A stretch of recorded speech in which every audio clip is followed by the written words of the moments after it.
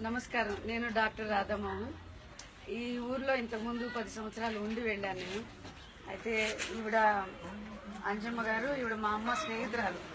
So ఈమెకి ఇల్లంతా పడిపోయి నీళ్లు కారిపోవడం, ఆమె ఒక దుప్పటి కప్పుకొని ఆ దుప్పటి నీడలో ఉండడం అలాంటి జరుగుతుంటే ఈ ఊర్లో ఉన్న పిల్లలు నాకు చెప్పడం జరిగింది.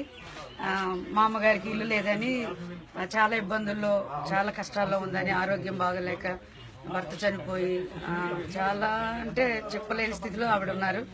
అందుకని ఈ ఊరు వాళ్ళు నన్ను రిక్వెస్ట్ చేయడం వల్ల వచ్చి ఆవిడకి చిన్న షెల్టర్ ఇవ్వడం జరిగింది. అలాగే ఈ గోడలు కూడా అవన్నీ చేస్తాం.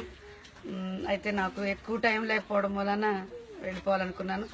అయితే ఇంకోటి ఏంటంటే ముఖ్యంగా చెప్పాల్సింది, మనం ఎదిగిన తర్వాత మన పెద్దవాళ్ళని గుర్తుపెట్టుకొని వెనక్కి తిరిగి మన ఊరిని బాగు చేయాలనే మంచి మనసుతో వెనక్కి రావాలనేది పిల్లలు నేర్చుకోవాల్సిన విషయం.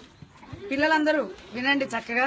మీరు పెద్దవాళ్ళై బాగా చదువుకొని నాలాగా, నాకంటే ఇంకా బాగా చదువుకొని పైకి వచ్చిన తర్వాత మీ తల్లిదండ్రులను చూడాలి. ఎందుకంటే మీ తల్లిదండ్రులు చాలా కష్టపడి మిమ్మల్ని చదివిస్తున్నారు. అలాగే ఇంకా పేదవాళ్ళకి ఎవరికైనా అవసరం ఉన్నప్పుడు భగవంతుడు మనకి ఇచ్చే కొంచెం శక్తిలో కొంచెమైనా సహాయం ఎదుటి వాళ్ళకి చేసినప్పుడు మనకుండే తృప్తి వేరే. అలాగే ఈ మమ్మల్ని